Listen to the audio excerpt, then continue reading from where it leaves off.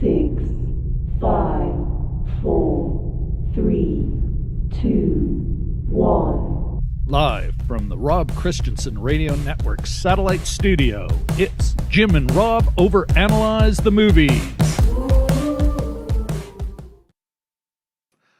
Well, hello everybody, and welcome to Jim and Rob Overanalyze Movies, the live video podcast for people who love to talk about movies as much as they love watching them, and probably more.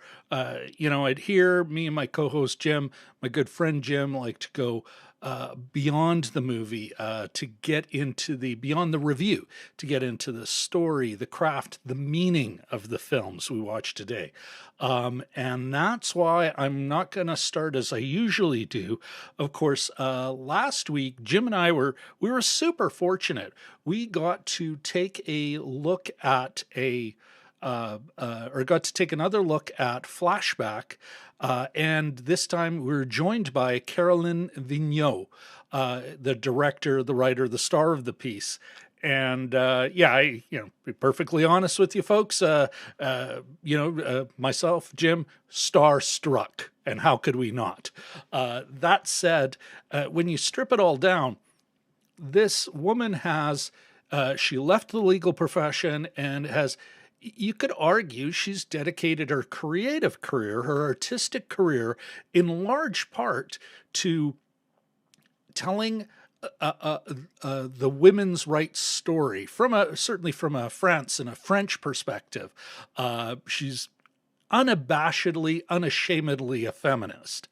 And the movie she was looking at was actually used as a creative bookends, a rape case, referencing actually things that were going on in Europe at the time when she was writing it, but also referring to an important moment in French feminist history where over an abortion case.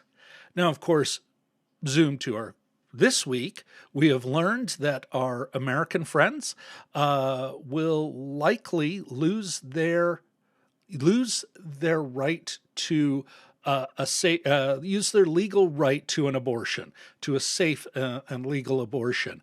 And some of American jurisdictions, state jurisdictions, are even going so far as to be ruthlessly, shamelessly enacted laws to persecute these women if they even try to get that health care. Now, me as a Canadian man, definitely are, what the hell does this have to do with me, even as a Canadian, other than feeling bad? Here's the thing, and this is what I've done. I wrote a letter to my MP. I CC'd my member of parliament. I CC'd my local member of our legislative assembly. And I also included my city councilor, because you know what? I want action on this one thing. What I want, and I think is that there will be American women who will end up in Canada to get a safe and legal abortion. But because these laws go beyond their own state borders, thinking of Texas as an example, where they're literally putting out bounties on these women, I don't want our government, our police agencies, our healthcare system, our doctors to be party to any persecution of a woman, of any American woman who managed to get a safe and legal abortion here in Canada. And, basically because what my sister needs, I need. It's not just a women's right that's being affected, it is a human right. And so that's what I've done. And to go one step further, I actually created a template so that you too can send your elected representatives a similar letter. You may, if you're not Canadian, you may have to modify some of it, but I think even for a guy in New York State, he too can reach out to where American states where it is legal to have an abortion and say, listen, we don't want to be party to that. Bottom line, do you want to be part of a community that goes, no, she's hiding in there? Do you want to be the one who sells out the Anne Frank of the future? I don't think so. So I really do encourage you, click the link in the description below. It's a bit.ly link, and fill out, edit it as you see fit, put it on social media that you're doing this, encourage your friends and family. Let's make sure that these women do, if their right is taken away, if their legal right is taken away, it's still a human right. And that if they get to a jurisdiction where it's legal, that jurisdiction doesn't just dime them out the second they go back home. Okay. I think that's about all I have to say on that. And I do thank you guys for your patience on that. Today, let's get to things outside of that politics and get to talking about the movie we're going to watch today, or talk about today. The latest in the MCU, Doctor Strange in the Multiverse of Madness. This film, and let me pull up my notes here. This film, the log line for it is, this is right out of IMDb. Dr. Stephen Strange casts a forbidden spell that opens the doorway to the multiverse, including alternate versions of himself, whose threat to humanity is too great for the combined forces of Strange, his sidekick Wong, and Wanda Maximoff. It's a terrible log line. Anyway, like they usually are. It was directed by Sam Raimi, and I think this is his first Marvel movie since Spider-Man 3, if memory serves. It was written by Michael Waldron, stars Benedict Cumberbatch and Elizabeth Olsen. It also stars Xochitl Gomez, Chiwetel Ejiofor, Benedict Wong, and Rachel McAdams. And a couple neat cameos that I'm sure will come up as Jim and I chat about it. Let's talk about. Bear with me, folks. Let's get into the social nutrition checklist, shall we? The reframe stamp. Would it have qualified for a reframe stamp? No, it wouldn't. Was it union made? Yes, it was. Did it pass the Bechdel test? I believe it did. And then last but certainly not least, would we call this a class-conscious film? No. So what score does that give us? It gives us a score of 50%, which ain't bad, ain't great.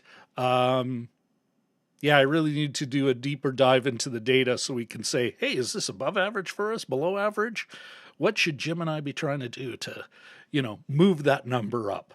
With that out of the way, I think it is time to welcome my co-host with the most, the man, the myth, the legend, Mr. Jim Cheboyko. How you doing, my friend? Great. I'm just looking at my shirt on the monitor. It looks like I got this shirt from the Multiverse of Madness. Remind me not to wear narrow horizontal stripes next time. It's hallucinating. It's hypnotizing me rather. So. Well, you know what, Jim? Why lean into it? I would have no. This is part of my contribution to the production values of. There are shirts within the shirt. So how are you doing, my friend? What's new? What's shaking? Great spring day here in Winnipeg. Finally, 15 days ago, there was a lightning and snowstorm. If you recall, that was a real crappy Saturday night. That was 2 weeks ago. And today we had this super benevolent, 20-degree day. It was supposed to be lousy all day. Beautiful day, beautiful spring day. People were out. A lot of Mother's Day stuff, toing and froing. But really, just a really awesome spring weekend day. Yeah. How about you? You know what? I've been, it's been pretty solid for myself as well. I really had a very nice day today. I am a little behind in some of my voiceover orders. Will that stop me from throwing up the ad later? No, it will not. But I've been having a pretty good time. I'm starting to think about travel coming in the fall. So I'm starting to plan for a big trip in the fall. More announcements on that later, because of course Jim and I will have to figure out how to factor that into our production schedule. I'd love to be able to do a 2-continent live stream, something where we can pick up on that theme in some way. But yeah, no, and again, notwithstanding the times we live in, you know what, I'm doing just fine. I'm really, my personal future, I'm feeling pretty good about. It's been, the last few years have been pretty crappy, in many places, but I'm feeling pretty good about the future. So yeah, there you go. That's my story, man. And it's May, so. And it's May. You're absolutely right. I just turned 55, for crying out loud. Yes, happy birthday. Thank you very much, sir. So on that note, we do have somebody in the chat. Our good friend, Dragon Movie Guy. Hey, Brian. Uh-oh. Here comes special effects.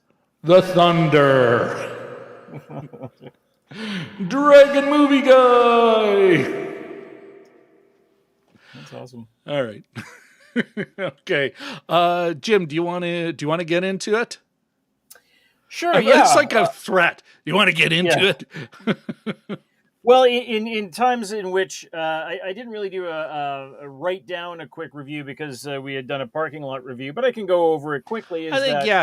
Quick highlights, and this might be the time to explain the very brief cut in our parking lot reaction, which there'll be a link to somewhere around here. But yeah, if you could give a one line on your impressions on this film. Sure.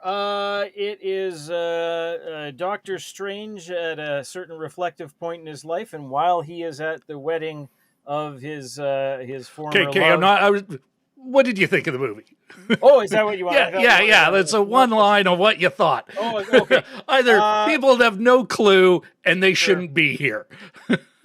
I thought it was really good. I thought it got better as it went along. There were a couple things that I didn't love that I thought sort of just put the brakes on a little bit, but all in all, it's fun to watch Benedict and Elizabeth, like I know them, Cumberbatch and Olsen. I thought they made a good sort of dyad there. A couple of people have called this the goriest movie, and we talked about this a little bit the other day. Also, it's a horror movie considered by some, but there's been some gore. There's been some gore, and they actually pulled a couple punches. We can talk about that later.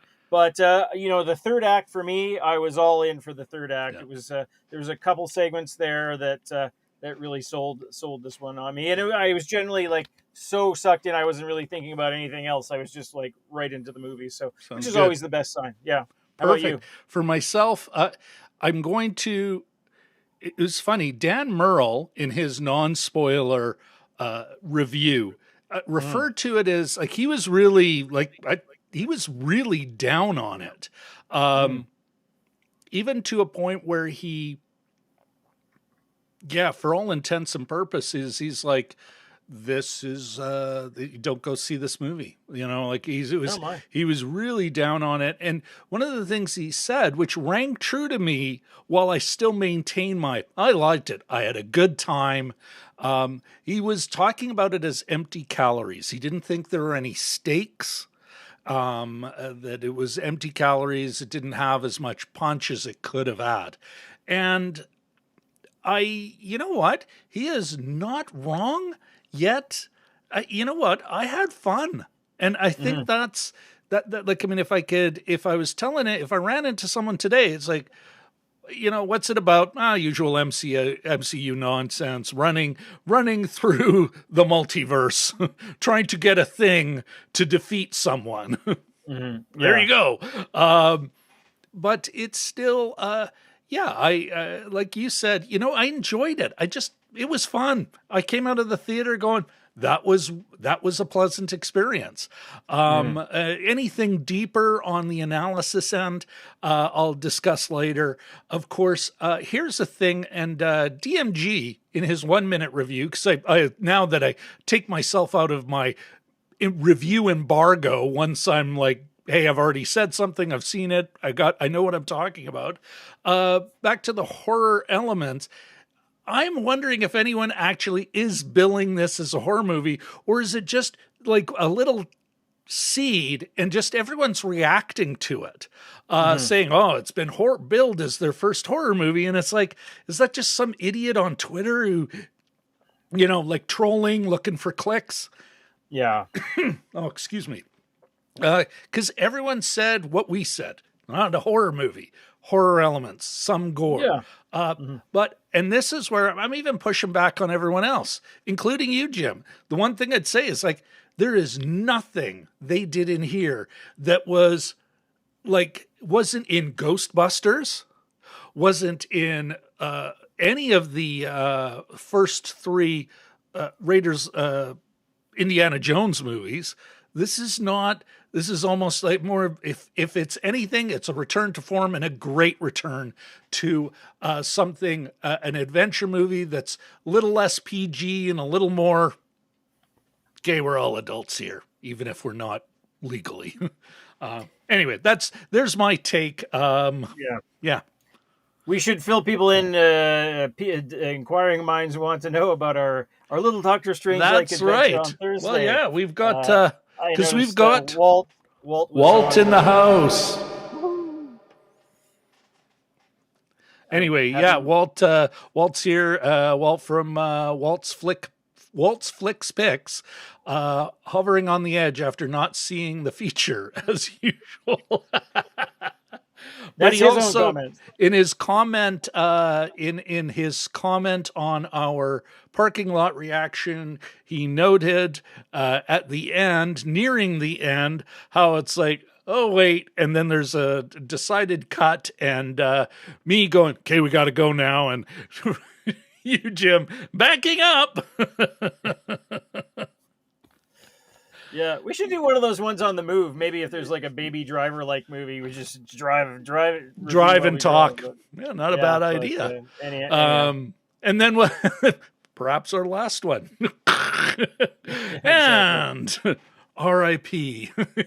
So reviewing movies from X to Y. Just to back up a bit for the folks out there that didn't see, we did a parking lot, sort of an instant review, just after we'd seen Doctor Strange on Thursday night. And about minute 3 of the 8-minute chapter, I guess, you see emergency vehicle lights on the inside of my car, and basically the Winnipeg Fire Service, one of their smaller vehicles had pulled in behind us to attend to something else. And basically it was a man who had been shouting his way down the block, and turned the corner, and then we lost track of what happened to him. If I look at all dodgy or suspicious or anything like that, or distracted during that video, it's because I was sort of tracking his progress. But anyway, he disappeared around the corner, didn't really think about it, and then the parking lot, the fire truck pulled in behind us, and a couple of firefighter paramedics, I guess. I don't know. Do you want to take the rest? Yeah. You know what? Somebody must have called emergency services. One of the denizens, or the Tim Hortons we go to is in the downtown area of Winnipeg. And of course it's late at night. And so you've got those folks who, when are you going to see somebody intoxicated or otherwise, impaired? It's usually late at night downtown, or just outside of any suburban bar at close. So don't want to beat up. And actually, that's one of the reasons when it happened, the guy starts leaning.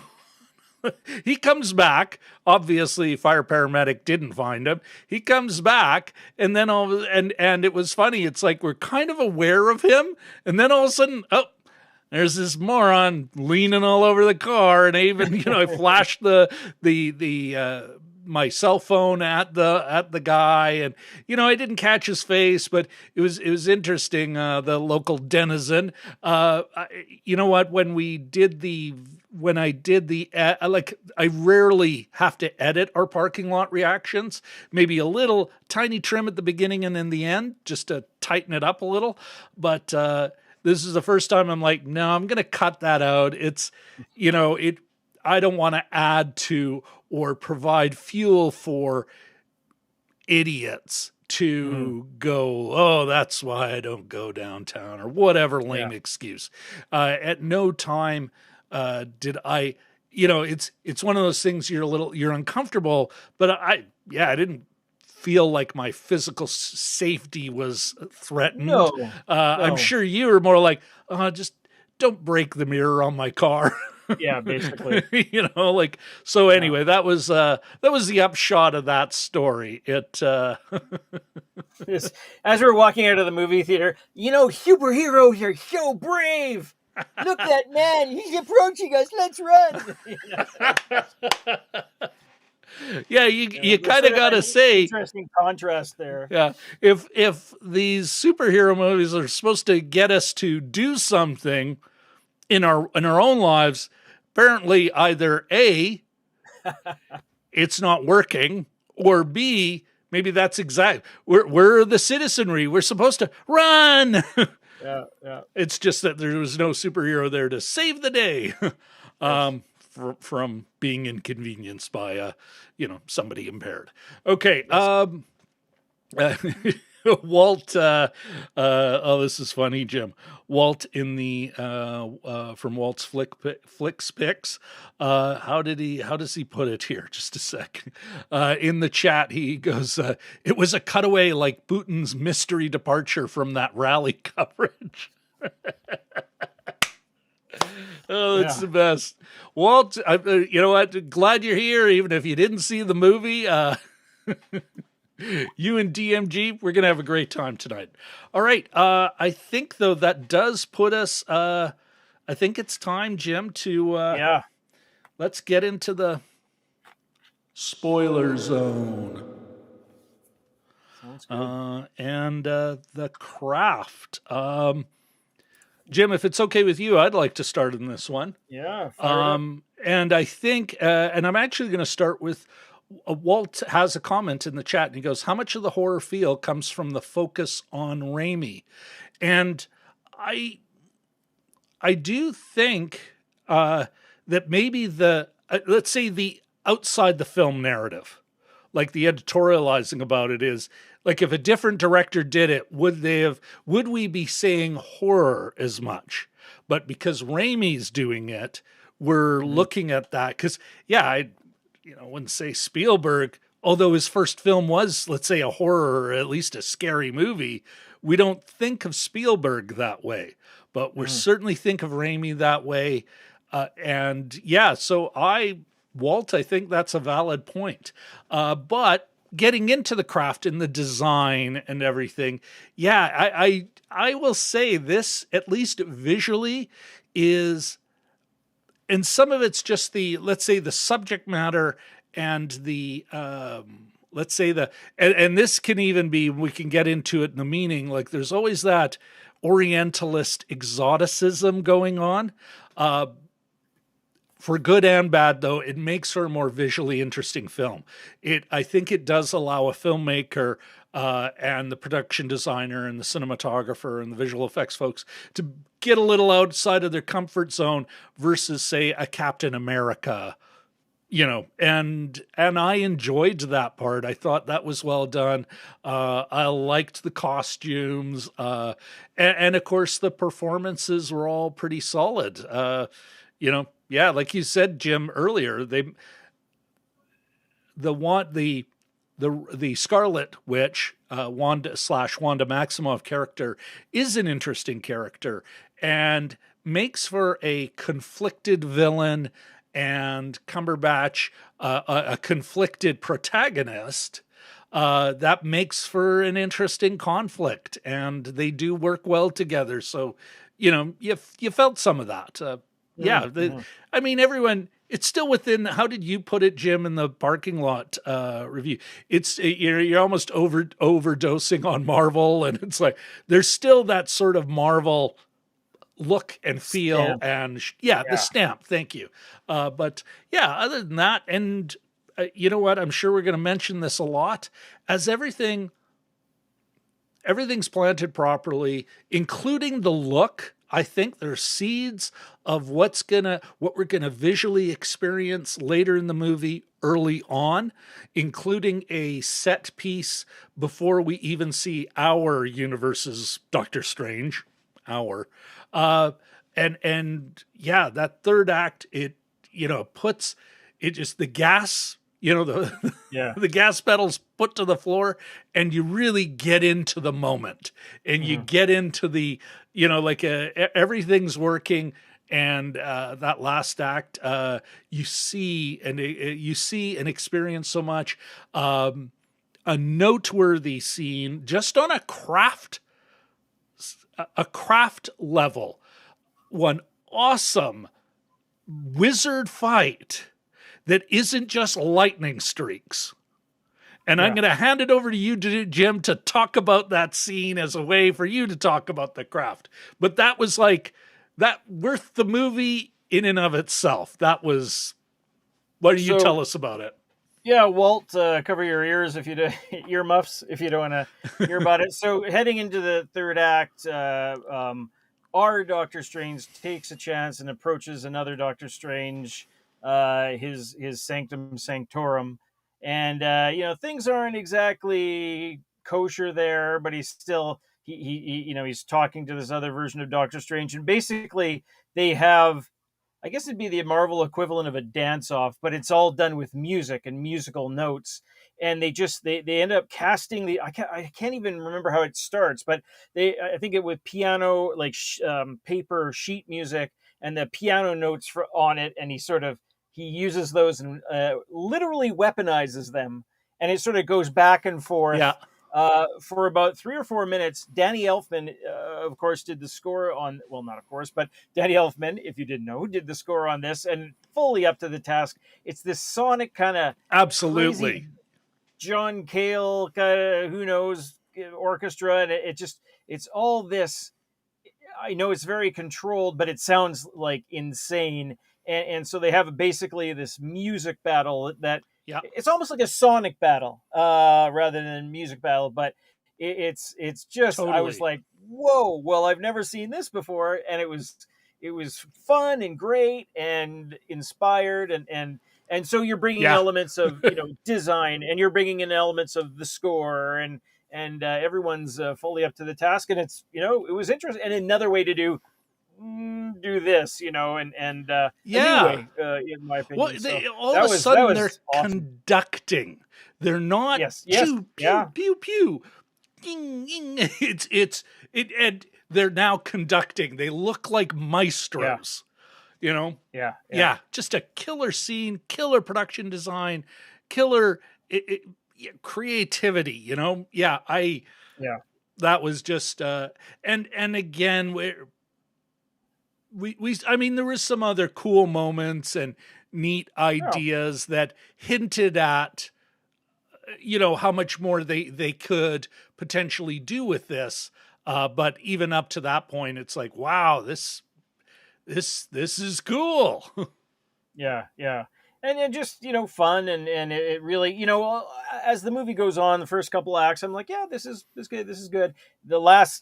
There's a couple segments, a couple set pieces, we'll say, for lack of a better term, and I don't mean it in a pejorative way, where I literally went, whoa, like involuntarily, like my 15-year-old self kind of went, whoa, this is neat, I really was able to revel in it. It was a lot of fun. Was there any, we did get to see Bruce Campbell has a cameo, which was fun. Was there any other like smaller part when we saw Chiwetel Ejiofor?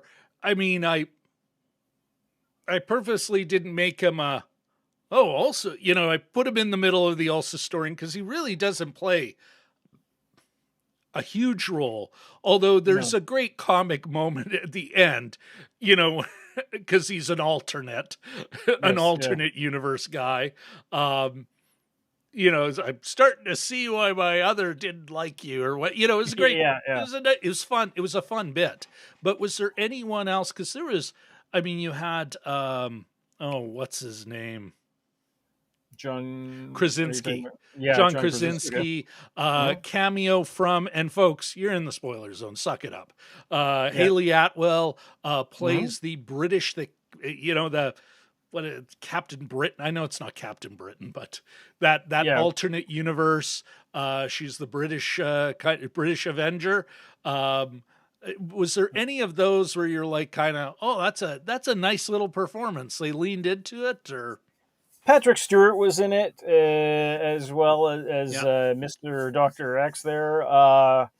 And there were two others. But yeah, there's this sort of this group called the Illuminati that was going to pass judgment Yeah. on Doctor Strange. But I mean, they were good. It was kind of fun to see because they'd been talking about it so often. John Krasinski as Reed Richards from the Fantastic Four. There's some meme stuff online this weekend about him being the smartest man in the world and still having his ass handed to him. But we can talk. We'll talk about that a little bit in more story. in story, I suppose. I suspect. But it's kind of fun to see him just for from that angle. And he I was gonna make a joke that he forgot about his ears because they're still sticking out there, but they're still rubberized. But that's Okay. kind of mean. So But, bottom line, other than they're in any it so standout briefly. performances otherwise?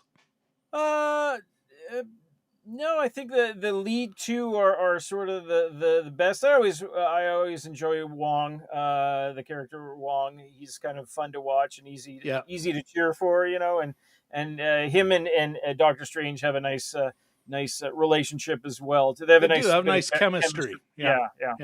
So, Wong, played by Benedict Wong. And Yes. I was being facetious when I referred to him as the sidekick. We do learn that he is actually the Sorcerer Supreme. Yes, So what about before we move into story, what about Xochitl Gomez? She played what's the character's name? America. That's right. Yeah. America Chavez. Chavez, yeah. Xochitl Gomez plays America Chavez. I think she did fine with it. I personally thought her character was a little bit underdeveloped. In that we weren't given the excruciating backstory. We were given a little bit of backstory, but I think that she could have been explained a little bit more, her character. But that's not her fault. I thought she's like a teenage girl thrown into this crazy situation. So I think she did well with that. Yeah. Yeah. You know what? And maybe this is a perfect time to move into story. I agree with you. And I agree with other people had said that. Like, I mean, there was more that could have been done there. Sorry, my friend. There was more that could have been done there with that character. And I'm wondering, and I'll talk about this more in theme, but I do see some storytelling or story trope similarities between this and Jurassic Park, the original. And I think that's one of the things they didn't give us was a little bit of time or a little more time with her, alone with her, to learn a bit more about who she is and see how she, how she's adapting to the situation, how she thinks when she's on her own. And I'm not, that's imperfect. There are a couple of scenes where you kind of see that, but I think if we saw her truly on her own, just, even maybe start the movie with her, period. And then, I think that might have gone a long way to give this character more heft, more story heft. Going back to the stakes Merle and other critics have legitimately made about this film. A little less Doctor Strange, a little more her, and might have gotten a little more oomph in the story. Yeah. What did you think of the, and maybe it's a good way, like it's got a perfectly fine beginning, middle, and end. Mhm. You had mentioned you felt it a little slow. Again, other critics have said the same thing in the middle. And I'm wondering, I know I made the smart remark, Jim, but I'm kind of wondering now, do you think some of it was because it's not a side quest, but it is a bit of a, we have to go find the thing to do another thing. Yeah. And maybe some of that was the problem. I don't know. What do you think? Yeah, there's a bunch of sort of second act calisthenics that they have to end up, that Yeah. they end up doing. For me, one of the things that actually slowed it down is I'm a lot of times these rosy little family memory scenes that are pretty typical to a lot of Marvel movies. Either you come from a bad family like Shang-Chi, or you come from a good family, or maybe a splintered family like Peter Parker. But there's, not every movie, and I was trying to think about this, but a lot of times they have a flashback to some, oh, boys, would you like some more ice cream, or, whatever it is. And those are always just, to quote Krusty the Clown, oh, this is death. And it just right on the, slams on the brakes for me. It's not that I don't think the kids that play Wanda's kids are bad actors, but there's this. I was thinking about how to try to express this. They feel sort of mailed in or phoned in at this point. It's like emotional clip art to me. Like they just sort of, I like that. We need something, drop it in. It's always vaguely the same. Yeah. It gets the message across, but it doesn't really advance the story. And it's always done with this sort of generic white very children. Yeah, very generic and just not effective, and it's usually around some dinner or something at home, and it just feels stagey. Ice cream and like, hey, let's go play catch, that kind of thing, and I get it. I just wish there was a more effective way to do it, because it happens several times in this movie. It sort of happens in the climax, and that's where that's a great placement for it, and what they did with that scene ended up sort of resolving the story, but by then the stakes are so high. Yes, you know what? That it's like, well, how could you not be emotionally engaged? There are children under threat, and their mother is being beaten up by someone who kind of looks like their mother, notwithstanding the costume. I am. I agree with you, Jim, and I think it's appropriate to talk about it here versus Kraft. The kids are not, the boys, they're just not believable. There's a genericness to them. And the other thing I think, and this, we know these kids aren't real. We saw Wanda create them out of, like it's her fantasy, and the multiverse and all that, but already that is ideas in my head. So I'm never, and our protagonists saying they were never real. They're not real. They're not your kids. They're a thing you made up. And I think that's an idea that isn't explored enough with the Scarlet Witch / Wanda Maximoff, that, are these kids real? Maybe even, and going back to my comment about the America Chavez character, or America Gomez, and she's Chavez. I'm screwing that up. America. Hugo Chavez, America. Let's say America, yes. America. Her character, we never really spent time enough with them alone to identify them as real. And I'm going to refer to Jurassic Park, and those kids felt real. Even though they were, you got the kid who's a computer programmer, and the other one's this, and, the dinosaur expert. But we spent enough time with them that we're buying it. We see them under threat on their own. Like, there's that moment where we see them in the truck and the flashlight, and it's like, Like that, even now I'm getting goosebumps. Little chill in my back, Jim. You buy it. You buy those characters. Whereas here, they didn't spend enough time in the story, so they don't have any weight. So when you're there, you're just not as engaged. When you're in those scenes, you're not as engaged. And so I think that's part of the slowing up there. It's like, I'm not buying this. Yeah. And it's not that it's sepia toned, but they have this certain kind of way to film them, whether it's Hawkeye with his family. It's just like, I'm just going to take a couple more. Buying. A couple more shots, then we'll have hot dogs, and that. Well, and they're all such lame lines. Or so who wants this and who wants that? And I'm like, I'm not believing it. This is like commercials do this better. It's like they've taken a commercial format, like an advertisement format, and how can we lame it up? And they did. I'll do it like Marvel does. That's how you make it lame. We do have some comments. DMG was saying hi as he was going from one location to another, but he's back in the chat. And he's got a few comments here. And here's an interesting one right off the bat. Jim says, DMG says, I can't believe they just glazed over. Let's get that out of the way for folks who are watching at home. I can't believe they just glazed over America's two moms. No names, no character traits, no actual scene with them, introducing a same-sex couple, and that's the only thing we know about them. It's a great point, DMG. By not even bothering to introduce their characters, that is the only thing we know about them, and they're stuck as one-dimensional placeholders for making a statement.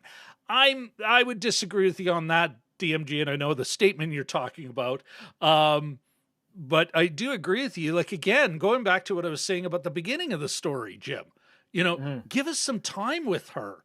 And with her family at the very beginning. Maybe that's when she discovers her powers. We could have seen that at the beginning and went, now I'm in a movie.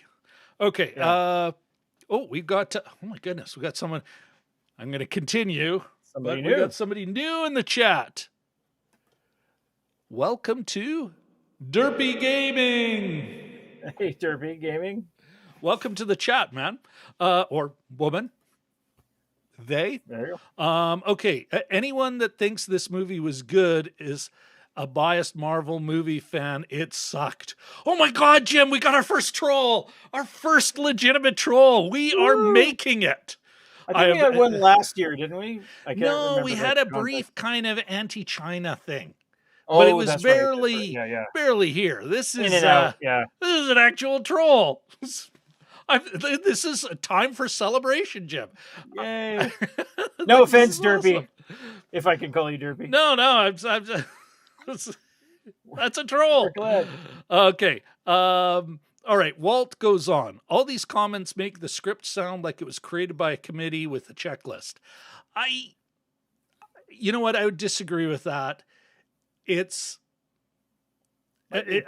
go back to the way Jim put it. It does have that Marvel stamp.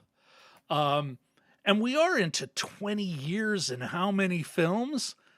Yeah, 28, I think. But I think there's still enough unique stuff here.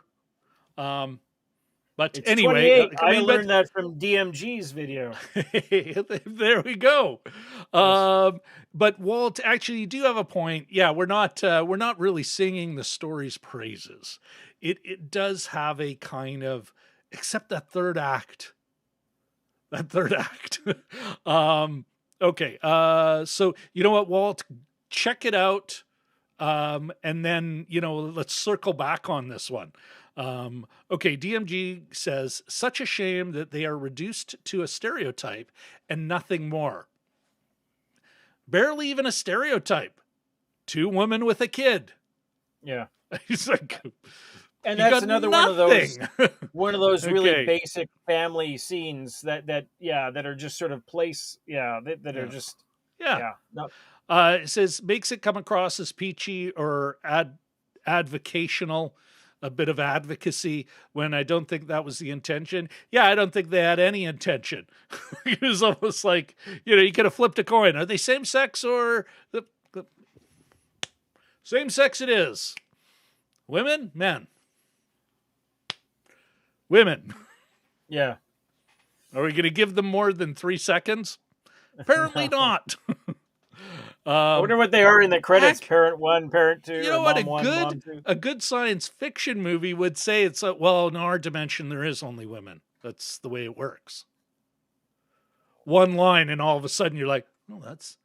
Or are we going to go back there? Let's see how that plays out. Mm-hmm. Okay. And we never know what's on the cutting room floor. So good point. And then DMG goes on. Walt is saying to Walt about the committee reference. It was the exact committee that Han Solo hated in Star Wars: A New Hope. Ironically, trolls are the only magical creature not appearing in the Multiverse of Madness. Walt 65, maybe not a troll, maybe some with a different viewpoint. I love Rob's coin flip. Oh, absolutely. I think Derpy does have a different viewpoint. The viewpoint is that everyone else is an idiot. So that's a troll, He's not saying, boy, I didn't like this and I don't know why you guys did. Troll. Jim, we are moving up. We've got a troll. A troll chimed in. I think that's all. And I do, smart remarks aside, folks, one of my, actually a client of mine, much bigger YouTuber than I am, even than Walt is. And Walt's a bigger deal than we are, Jim, by at least an order of magnitude, perhaps 2 orders now. But he was saying, you'll start to know when you make it when people start coming in the chat just to talk shit. And now we've got that. I can't wait to tell them. All right, Jim, anything else you wanted to say on story? I think we covered the big things. And again, I think for this, the movie is better than the sum of its parts. Yeah. if that makes any sense. And having somebody like Cumberbatch as the lead makes it intensely more watchable as well. So, yeah. Well, and I think one of the things, here's a question for you, Jim, and for everybody in the chat, and in part because I'm pissed I didn't ask Carolyn last week. Maybe it's not even a question. I'm wondering if you would agree with this. I am starting to come with, I was mentioning this the other day, my grand theory. And it's not new. Other people have said it, but I'm really, as we've done this now a couple of years, I'm starting to think, as long as I like the characters and I like Stephen Strange and I like Wanda Maximoff, even part of the film as she's, becoming dark, the antagonist of the piece, I'm kind of mad because I don't want her to be bad. Mm-hmm. And that means I'm engaged in these characters. So I'm starting to think that for you to enjoy a movie, the story isn't necessarily the must-have that me liking the characters is. I mean, that's kind of an extreme statement, but it's kind of like Ghostbusters Afterlife. I think I'll forget what that movie is about. I think I've half forgotten it already. But there's the 2 leads, those kids, podcast and damn it, and I can't remember the little girl's name for the life of me. But they are so charming. I'm so engaged with them. I am watching the whole time. And it's the same thing with this. Marvel, I think, does that really well, as they do at least kind of go, these characters have to be engaging. And then, a pretty, in some ways generic Marvel story, but I'm in it for these characters, including the Scarlet Witch, who I was, we'll talk about the end in a sec. I don't know. What do you think of that? Like, are you buying that, or? So I'll go off on a tiny bit of a Mhm. tangent. Just give me 30 seconds. There was two mid-season replacement shows that were on the big three networks, or big four now, I guess, starting from January. One was Abbott Elementary, which is a runaway hit. It's about an elementary school in Philadelphia. And the other one was American Auto. And as a family, we were watching both of them. And hands down, we like Abbott Elementary a lot better because the characters are better drawn. The story has more heart. There's a sort of a wider variety of people and motivations. And American Auto is just about a hopeless car company, and it's still good, but just there's a coldness about it that Yeah. Abbott Elementary has the opposite of it. Abbott Elementary, it's not all about warmth, but it's the characters are more engaging. They're easier to root for, and to my mind, that one, I'm not surprised it's a big hit. But that's just that two different things, and they're both comedies done in the same way, that faux documentary, but the one is in my opinion, far more watchable than the other. That makes me think of uh, my my my shame that I like the Big Bang Theory so much. And what you're talking about there, it's the same thing with that. The is ridiculous and offensive most of the time that show is. I like the characters, even when the at times it's like I kind of wonder. I almost want to call up Chuck Lorre and say, "What are you, an asshole? Why are you doing that to this character? Why are you drawing them that way?" But Yeah. I am engaged with these characters. Yeah, so I no, that's a great point, Jim. Let's dive into the chat here quickly. Here's another thing on story. DMG says, uh, why oh why did they spend so much time on the screen trying to force a romance between Christine and Strange? I know there has to be a romantic lead character for the leading man. I don't think there has to be. They certainly feel that way in this. And then he goes, and Rachel McAdams has made an entire career playing the romantic interest. There was zero romantic chemistry between the two in the first movie. And to force it in this film after. Wait. McAdams and Cumberbatch already creatively made that decision with their acting choices, disrespectful to their craft, and clear that Sam Raimi didn't watch the first film. Ugh. There was so little character development in this film. Wow. Tell us how you really feel, DMG. And to Your waste so opinion much screen changed. time. Yeah, exactly. You liked it better before. Yeah, I like the DMG of 2 days ago. Okay, there's so little character for this, and to waste so much screen time on something as was already decided is such a huge swing and a miss with this film. I love, and then he talks about Love Big Bang Theory, and Walt has a comment in there as well. But uh, Walt, I think actually that goes to one of the themes of the film. Why they had that in there is one of the major themes of the film is how do you accept your past and let go of things. You had your opportunity. How do you let go? And both the protagonist and antagonist are struggling with this.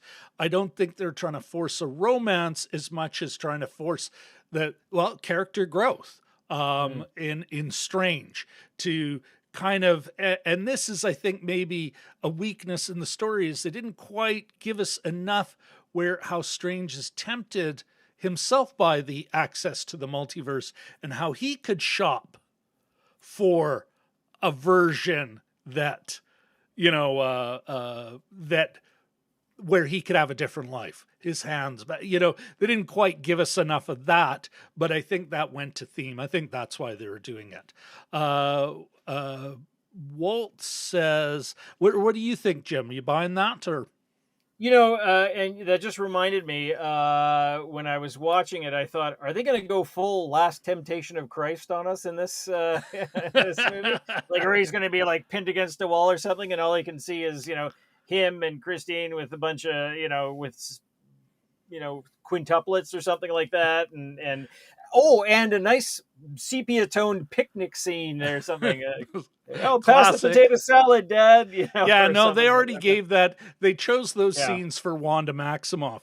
Yeah. But I think your cheesy idea would have been better than what they did, story-wise. Because, again, we already think these characters aren't real. I do not think those children are real. We've been told they're not real. But Walt says, oh, yeah, go ahead. I was just gonna say, but I got one more thing just I want to discuss before you go on. But it's a message. But what does Walt say? Oh, Walt says, sure, Rob, that has to be essential in a franchise. You just want to spend time with the characters. I'd even go further, Walt, and say that it's a must-have for any story. You know what? It is, and so your plot doesn't necessarily have to be great. You can piss around in the second act. You can have if I am engaged with these characters, if you can just get me into them at the beginning, there's a good chance I'm sticking with them right till the end. Again, podcast. It's like, Yeah. Oh, yeah. you're my subscriber. I will remember his lines. Yes. Yeah. And even though I can't remember her character's name, I remember her earnestness, her, it was an adorable, driven character. Like I felt like she was always driving the action, even though I can barely remember the action. Yeah, well, okay. Walt does go on to say, characters, goodness, yes, we're watching. Oh, I guess him and his partner. We're watching Larry Sanders for the fourth time, and it's because we love Larry. Hank and Rip Torn's Artie, irresistible. I just rewatched again The Good Place. Although that has everything firing. Like, it's got the story theme. It's all about theme. But grounded in real, super well-drawn characters that they're forever being developed. We forever get more deeper into them as these, it's starting as we're going to start with flawed people. Yeah. Oh, God. Good Place. Mwah. Personally, I love the clown-themed bungalow.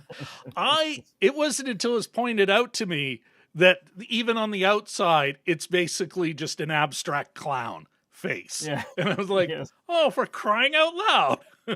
All right, let's, Jim, I you were just going wanted to to make a point. Yeah. Yeah. So there was that bit in the middle involving the Illuminati, which consists of a bunch of alternate superheroes and Reed Richards and Haley Atwell as Captain Britain or whatever. I don't know if they say their names, or if they did, I missed them. Anyway, Wanda basically has her way with them, and spoiler alert, double spoiler alert, kills them all. Just Everyone. Annihilates them. Yeah. One way in which horror-wise they pulled their punch, it's implied, I guess, that Haley Atwell is cut in half by her own shield, and they only show her face, and they don't, I think that's a little bit. If you're gonna be the goriest MCU, not that I'm asking for it or desire to see that, but anyway. Well, but that's I think the point. I don't think they were going for that. They were just actually providing something that other movies have done long before. Anyway, sorry, go on. But I thought it was interesting that it was Raimi as a director who was able to, with the codicil that it is another universe in the multiverse, and all, that he was able to wipe out these characters. And it seemed that he was having great fun doing it. Yeah. Like it's done well and with glee. But I was just wondering what you thought of that. You take a guy from sort of outside the system who's a veteran director, and they sort of allow him to do this. I thought that was kind of an interesting part of the movie anyway. Well, I think, though, you know what? They're really just taking a page out of Rick and Morty and kind of going, oh, we can do whatever we want. It doesn't matter. This is going back to Merle's legitimate criticism about the lack of stakes. Like, even at the end, we do see ostensibly, like, the Scarlet Witch does bring a mountain down on top of herself on purpose to, save the universe. Which I'm both happy for because I like the character and I'm like, good, I don't want her to die the bad guy, you know? Mhm. But at the same time, I'm like, oh, she'll be back. Yeah. She's the most powerful being in the multiverse. Black screen, white She'll be writing. back. Yeah. The Scarlet Witch will return, Yeah. period. Yeah. They didn't actually have that. Mm. Was just Doctor Strange will return, right? Yeah, Yes, pretty yeah. sure. So, no shit. But I'm sure we're going to see her back in some way, and in this one back in some way. But my son Charlie pointed out that it's almost a similar kind of end that Dr. Octopus, when he dragged the reactor on top of himself, and that one sort of killed him in that universe. But anyway, yeah. Okay, so let's before we move on, Jim, I think it is a good time to beg everyone for a like. So if you haven't already, please hit that thumbs up. Of course, subscribe if you haven't already. And then certainly, last but not least, ringy-ding that bell.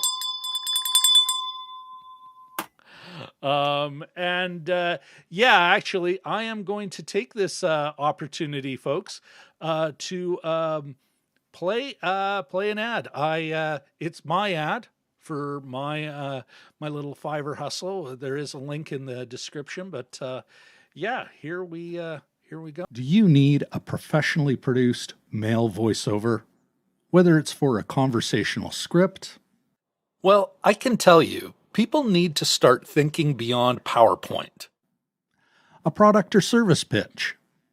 Are you looking to move into your new home, but wondering how you will manage to safely transport all of your personal belongings? A voicemail message? Thanks for calling Top Tier. Sorry we missed your call. Leave us a voicemail with your... A sci-fi character performance.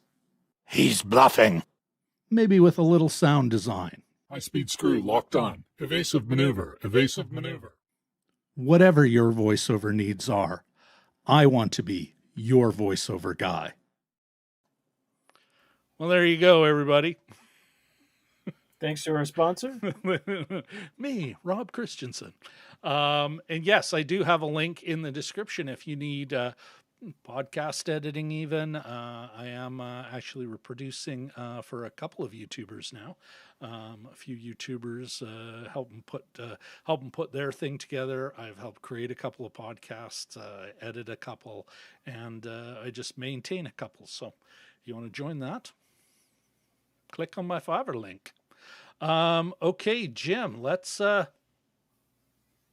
get into the meaning. But actually, you know what? Before that, let me take that off. There are a couple more comments in the chat. Gotta love it when DMG and Walter in the house. Yeah, they go for it. After a while, they just ignore us and have their own adventure. But the DMG gets a little deeper. There's no character growth. That was my point. There's no character growth that happens for Doctor Strange. I disagree completely. Since there was so little, if any, romantic feelings to start with. Notice they didn't even introduce the husband. We did see him. Actually, we did see him a couple of times, briefly. Mm-hmm. She didn't introduce him to him. But anyway, to Doctor Strange, we get a name of Charlie, who Christine says is a fan, but that's it. He's not seen as a rival. Strange has no emotions at the wedding. I disagree with your reading of that, of those scenes. I think he's doing that. I'm fine. Like, it's actually something talked about within the story. And even at the end, are you happy? And it's that I'm fine, and yeah, so are you? Yeah. Or sure you are. Yeah. Lie to me some more. So I disagree with your reading on that, DMG, but let's continue with his comments. Okay, that's Law. What I mean about have to cast a female romantic interest is is that that's seemingly the only way Disney thinks women can be major characters in Marvel films, i.e., the only perceived value that women possess. I don't know. It's got Captain Marvel. Like, there's no romantic. I Yeah. mean, maybe there was a connection between her and Jude Law's character, but I never felt a romantic connection. I don't think they were developing that. You know? Oh yeah, Jude Law was in that. Yeah. Okay, blah, blah, blah, blah. All right. Feelings that they had been irrelevant and resolved in the past. This film revisits that in a completely hollow way. You know what? You might have something there, DMG. I don't think, it could have been done better. But I don't know. Like, I mean, I think it did effectively speak to the theme. He's still hung up on this old girlfriend who has moved on in his life.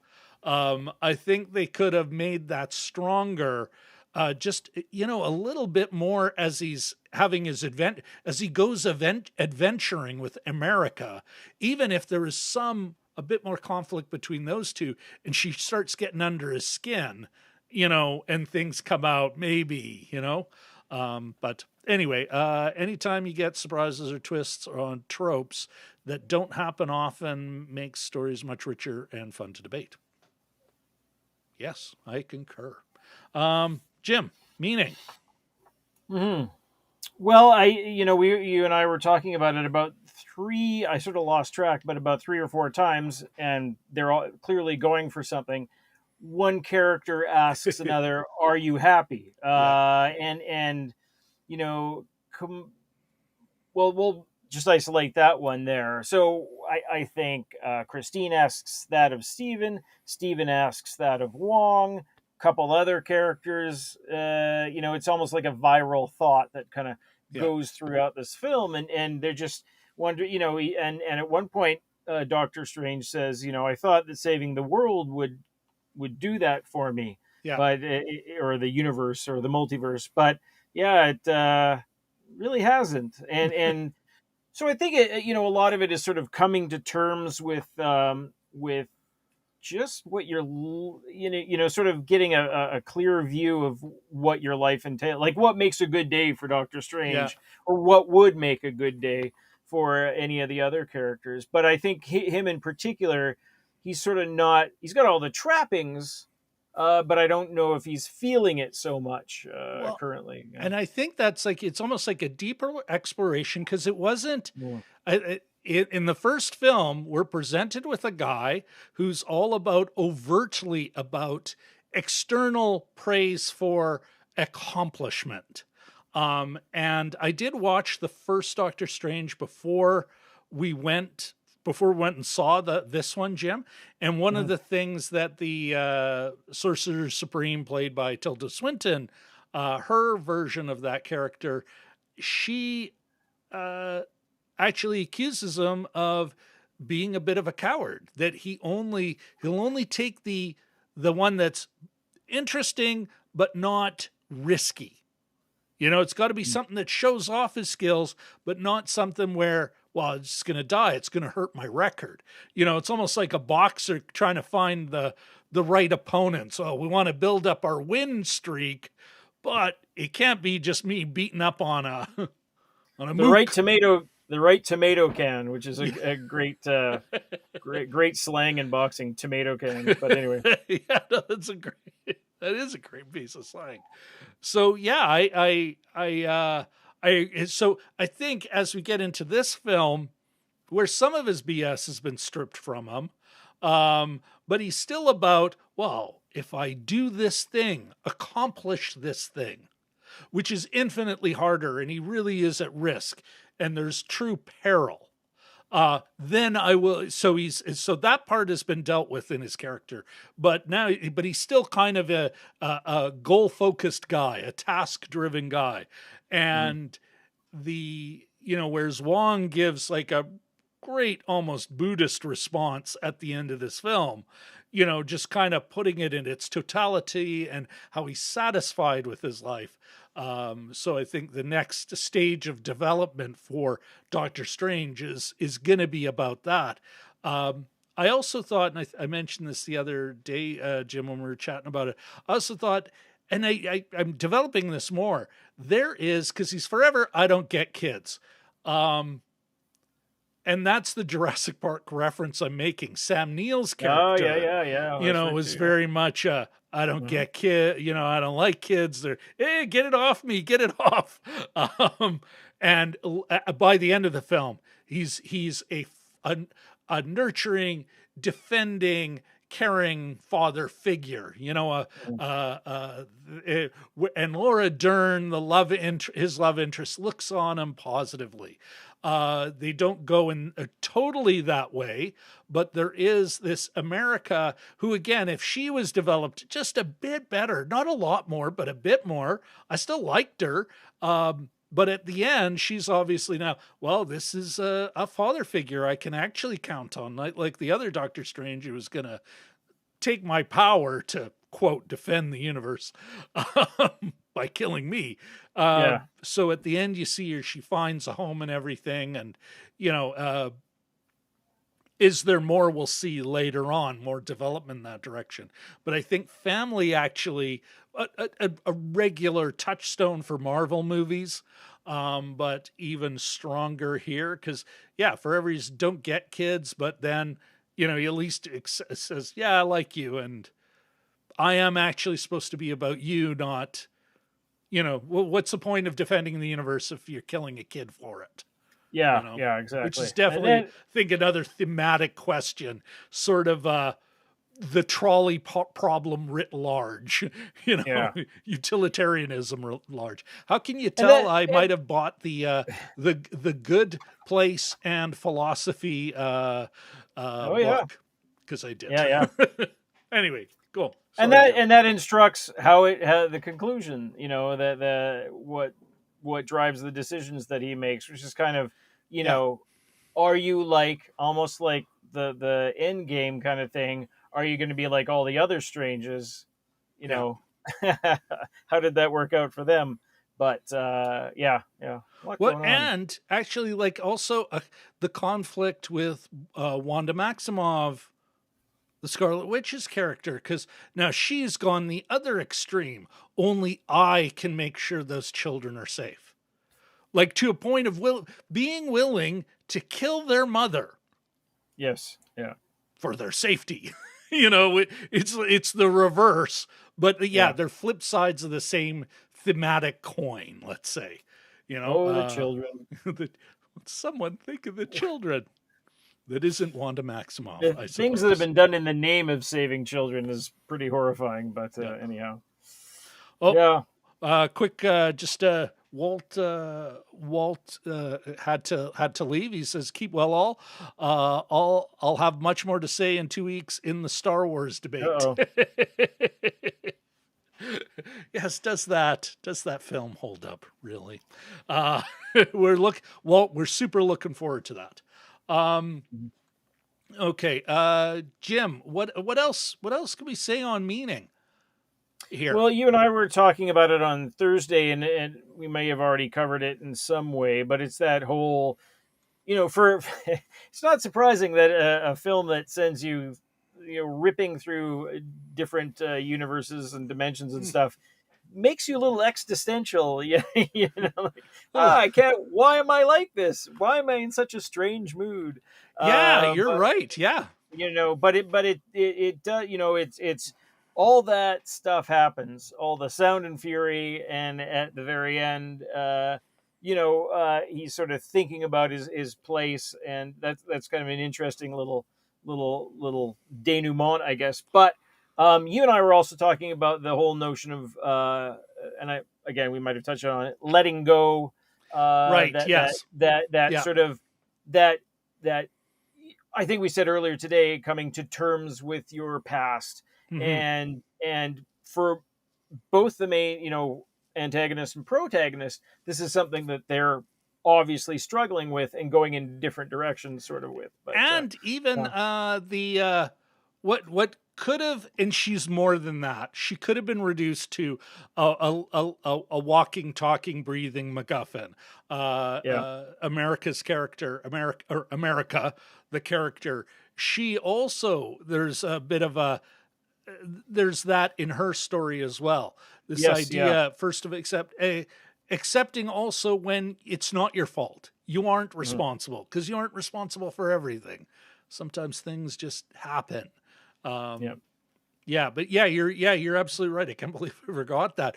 But I'm also wondering, Jim, going back to that existential kind of, if there's a multiverse, I gotta admit, I'd be more like Rick and Morty, kind of going, well, let's go shop around for the universe that I really like. Yeah. Just as before, because he is the keeper of the time stone. Well, it controls time. Just as in the end game, Doctor Strange, is that I could see all the possibilities. This was the only play. So again, accepting consequence, because that's teased a little bit with that doctor who, At the start, yeah, and even that moment of his, I think poking at Strange's, he'd be a little smarmy, little wow, drifted off for 5 years. Yeah, I did too. And I lost my family, and thanks for asking. And it was a great moment of, you smarmy prick. There's people who lost more, while you were saving the universe. He actually gets, that's interesting. In that moment in the church, he gets the opposite of what he's expecting. He's thinking, I'm just going to push back on this guy I always thought was an idiot. And he gets poked pretty hard, actually. Actually, there is a little standout moment for this character that otherwise, why is he here? And you know what? Now I feel bad because I was so dismissive of it, of that character, played by Michael Stuhlbarg, that I didn't even include him in the also starring. But you know what? I think thematically that was an important scene. It does not move the story forward, but I think that scene might be worth revisiting, because it does. It pokes Stephen Strange's heart. Yeah. Guess you didn't end up with a girl, eh? Yeah, thanks, bud. But yeah, no, I think a bit of and also something I think I do think Marvel has done a pretty good job, actually, acknowledging this 5-year blip consequence. Yes, yeah. You know what? They really have committed to it. It's not just that happened, moving on. Yeah. It's not a sister character that just disappears later, never to be spoken of again. I may be wrong, but yeah, it's interesting that they haven't had a movie set in that time period, or a series of adventures set during that sort of what must have been quite an uneven time. If DMG's still here, I think you're right, Jim. But maybe DMG can update us if he's still here in the chat. Well, he's in the chat, but if he's still here watching, I don't think so. I don't even think. Was the Black Widow? I think the Black Widow was. When was the Black Widow in the timeline? Yeah, I think it was. Oh, excuse me. We'll have to. Yeah. Oh, you know what? No, it was. Was it during the blip? No, it couldn't have been, because she wasn't. Yeah, it must have been. Damn it. There's only 28 movies. Why don't you know everything? Yeah, in a thing that I enjoy, but don't get that into. Although I will say, I might even do like a short or a TikTok on this. I think you agree with me. Moon Knight. Why wasn't Malawi's character what that show was about? and the yeah, hippopotamus goddess. That would have been just yeah. genius. Oh, All I right. would watch that in a second. Yeah. All right. Anything else you want to add to Meaning? I think we kind of covered it all, and No, I we think we are. covered the main points that we sort Yeah. of discussed. Okay. Yeah, we're a little bit over here. Well, then why don't we? You're absolutely right, Jim. Why don't we now talk about what's coming up next? Do you want to? Yeah. This next movie is a Marvel movie about bank heists. I'm kidding. It's we're going to Africa for this one. Have we Yes, done an we African are. movie before? I don't think we've done I an don't believe we African-made have. movie. I don't Yeah. even think we've had one based in. Oh, Yeah. yeah. So anyway, yes, Right, and it is Africa. called Silverton Siege. Silverton Siege. Evidently, but it's a South African movie featuring the bad guy from The Mummy, whose name just escapes me. But anyway, it looks really about a bank heist, sort of hostage taking, and it looks really kind of tense. It's a 70s thing, so if you're into that sort of 70s look in films, which seems to be all the rage these days, yeah, this will be right up your alley. I think the trailer looks great. Yeah. I haven't seen it yet. It's on Netflix, so the price is right, and based on a true story set based on a true story. 70s South Africa during apartheid.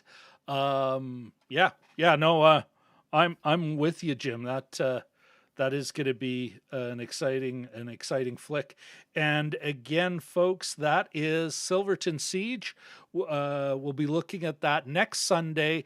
That would be the 15th, correct, Jim? It will be, yes. Yeah. So yes, 9:45 p.m. Central Daylight Time. I also want to highlight, as Walt alluded to in the chat, we are going to be sorry. Not that. We're going to be, oh my goodness, where's the other movie? You know what? I know where it is. Oh, fudge. Huh. You know what? I can't find it. Star Wars, though.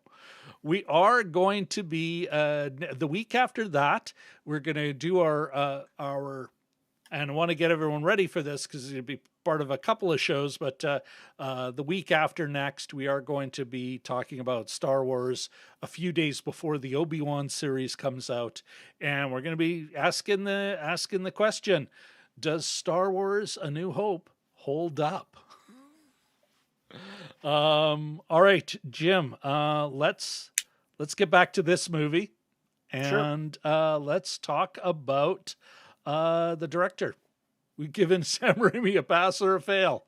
You know, despite our misgivings and some of the things we've talked about today, yeah, I'll give him a pass. I thought it was fun. I thought the third act was super interesting, earned. You know, sort of the movie got better as it went along, which is sometimes hard to do. But I think I'll give him a pass. Yeah, no, I agree with you. I even give it a solid B or B plus. Is it the best MCU movie? No.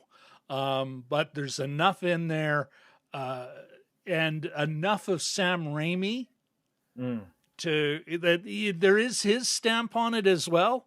And yeah, I enjoyed myself, notwithstanding all the legitimate criticisms everyone has made about this film, from DMG, Walt, who hasn't seen the movie, but is not wrong. Yeah. Anyway, but DMG, Dan Murrell, just to name a few. John Campea was like, it was good, was it great? You got to give Mr. Raimi a pass. I'm not going to blame the script, but there is a Marvel stamp on this thing that, you can see. And maybe actually takes away from what the film could have been.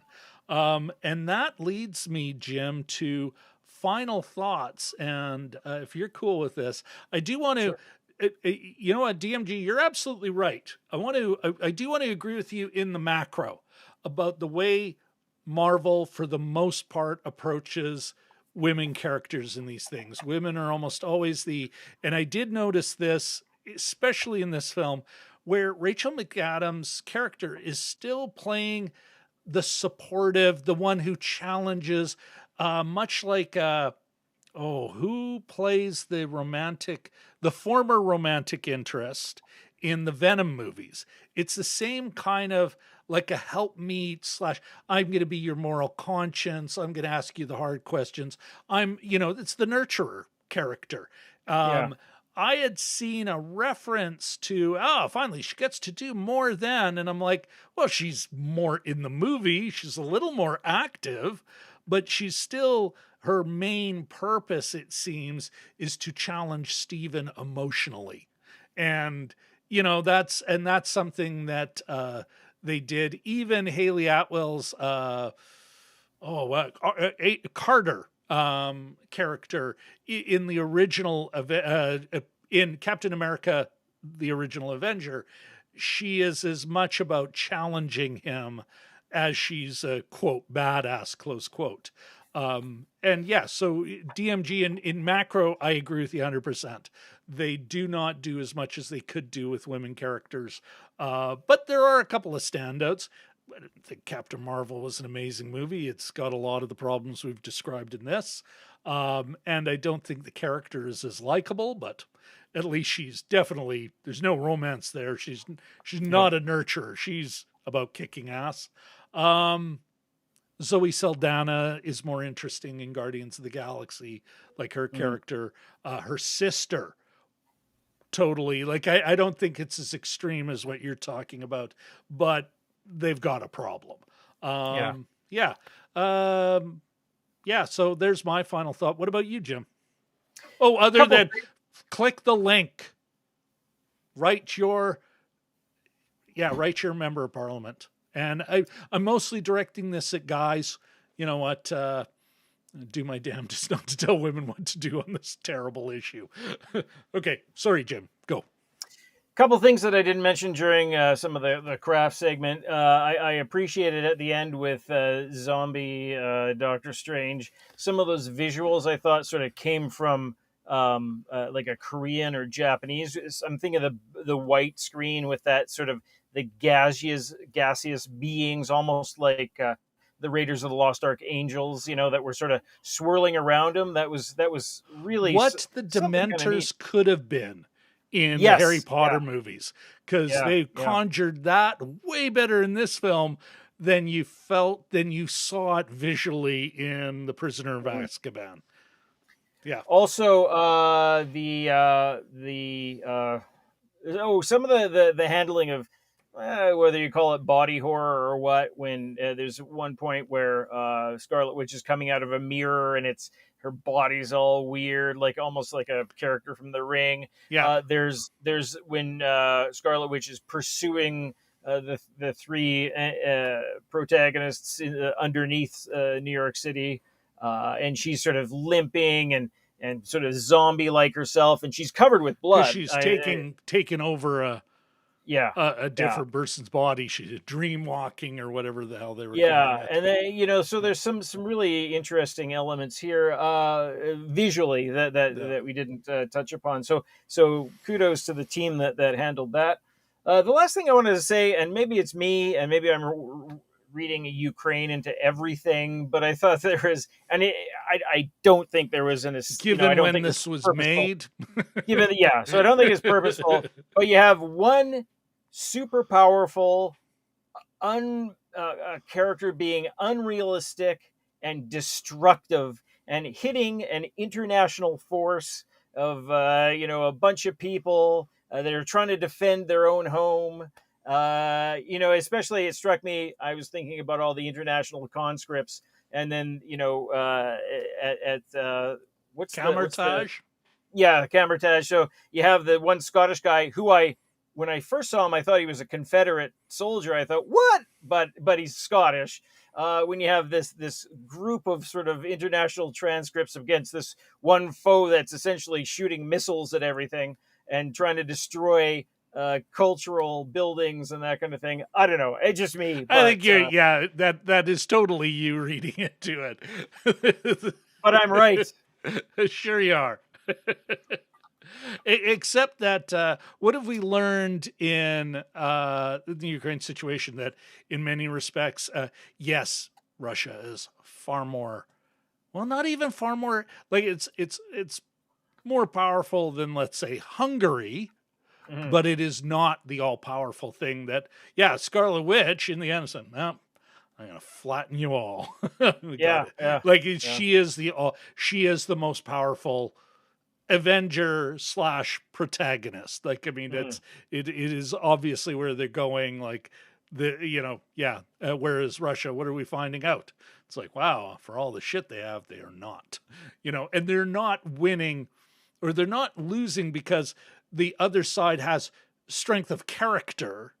They're losing because they're not as, like, they underestimated their enemy.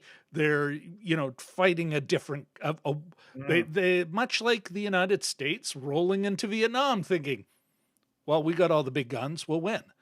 Yeah.